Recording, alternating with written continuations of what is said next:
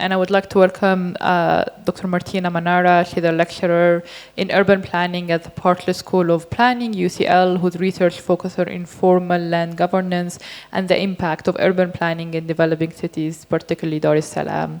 Dr. Martina, please, karibu.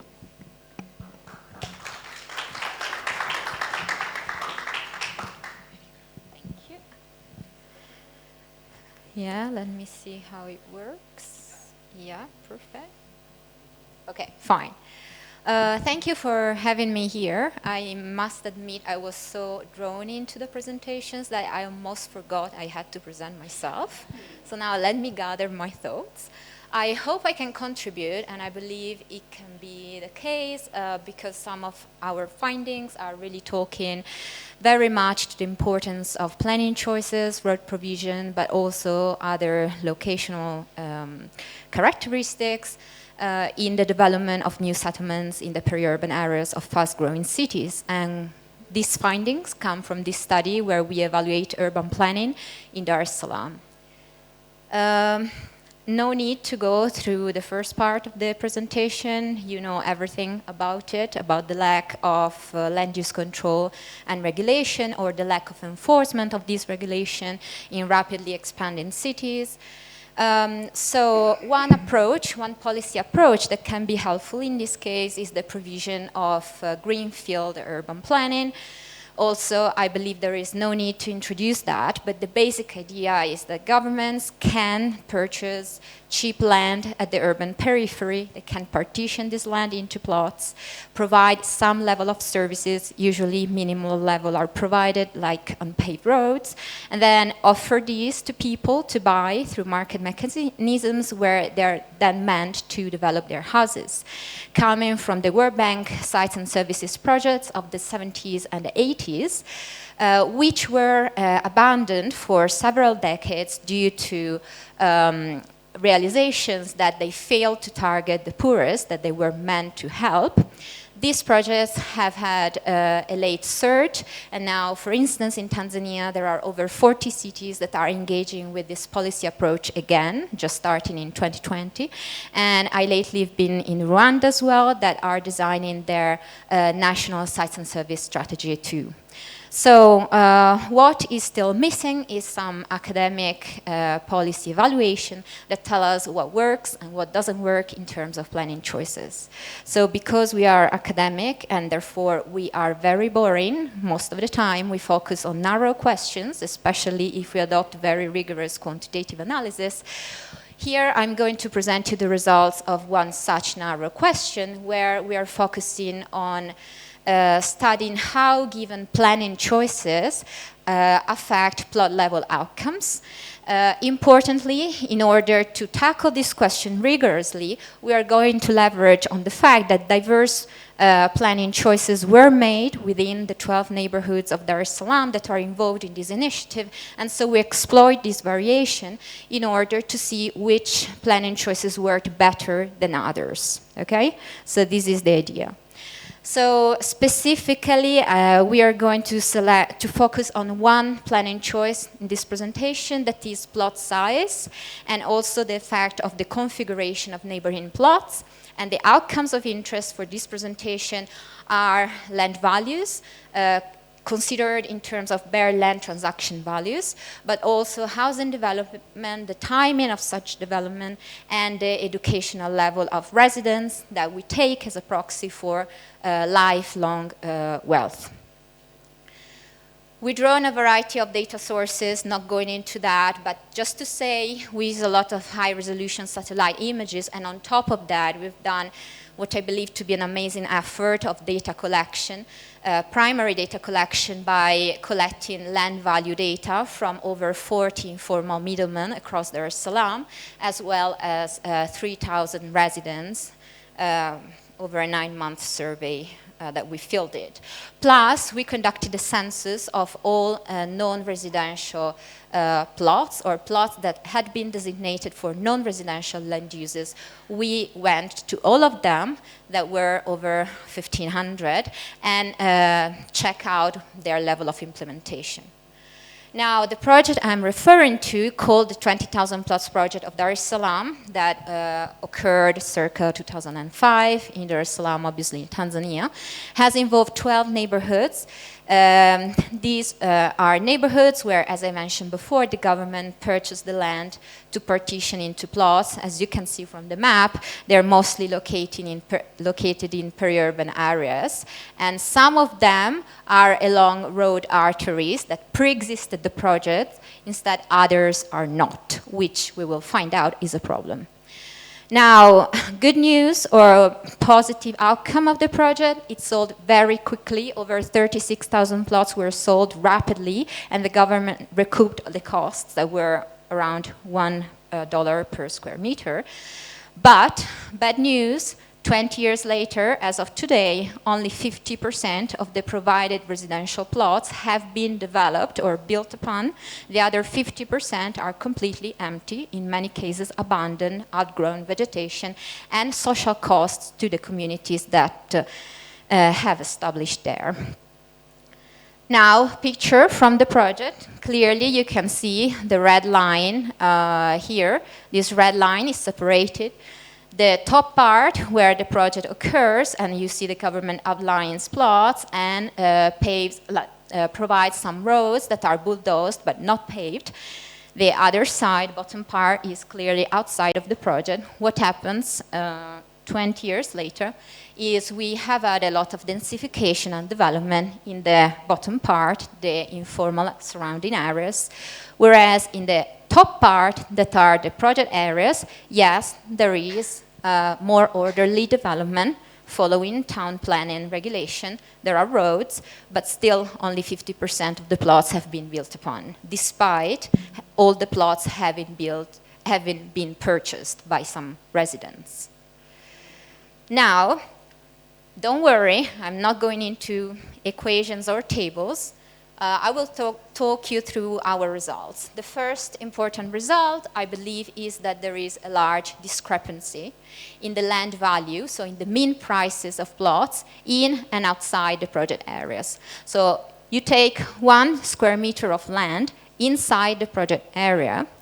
This today is valued over 30% more than the same square meter of land in the outside areas, when this belongs to a plot that is still unplanned, is in the unplanned settlement, but has received a land title ex post as part of regularization. So this 30% difference, we believe, has to do with a lack of town planning in the unplanned settlement nearby.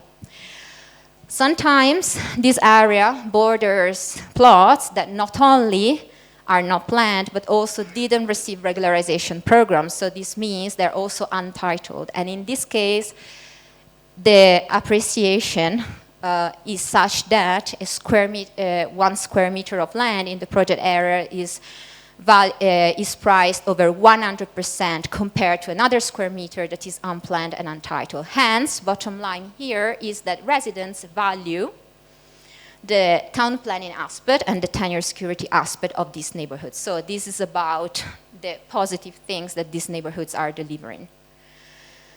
Now, a key aspect I'm focusing on is the role of diverse plot sizes on land value and development rates. So here you can see the distribution of plot sizes in the project area. You do see a high frequency of high density plot, but if you look more carefully, these high density plots are still very large, between 400 and 800 square meters, let alone medium density plot reaching 1600 square meters. So we're talking about large plots compared to what is the spontaneous urban fabric of the city, which much smaller plots. So now we're going to compare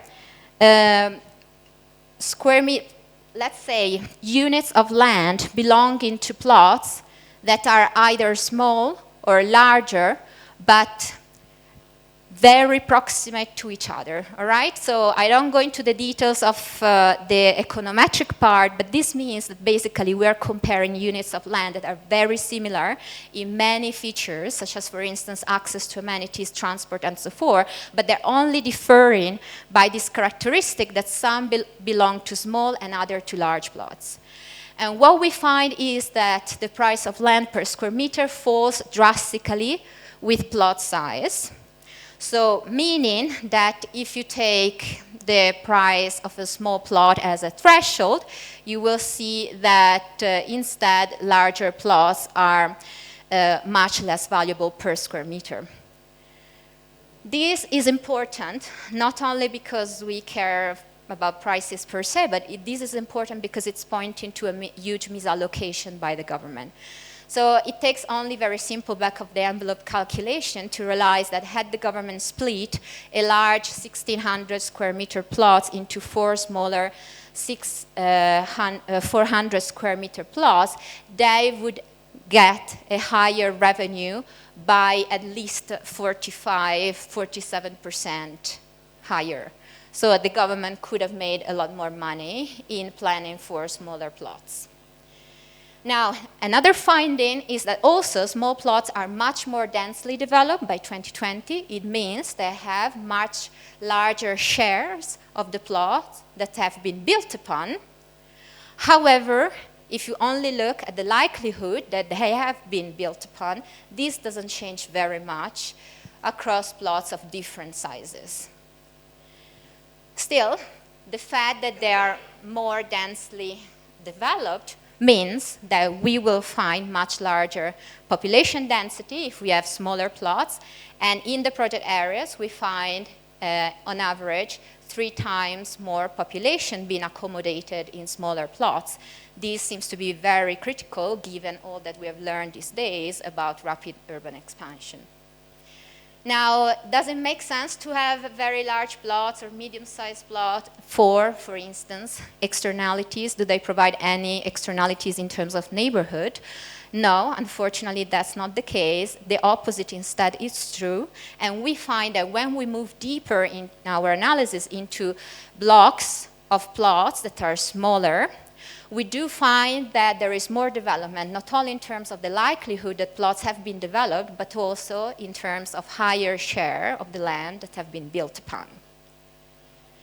All right, so now critical questions that was part and parcel of the problem why sites and services were abandoned for a few decades. Who is living in these areas?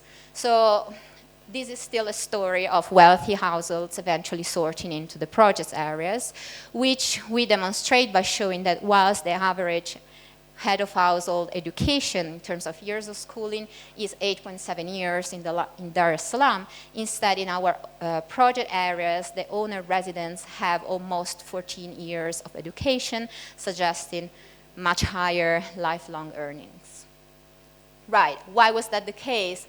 The price per square meter was cheap, however, providing very large plots or even medium-sized plots, considering planning standards of colonial origin, in this case, for instance, which have been revisited only very lately, has meant prices that were inaccessible to the low middle income and, for sure, the poor.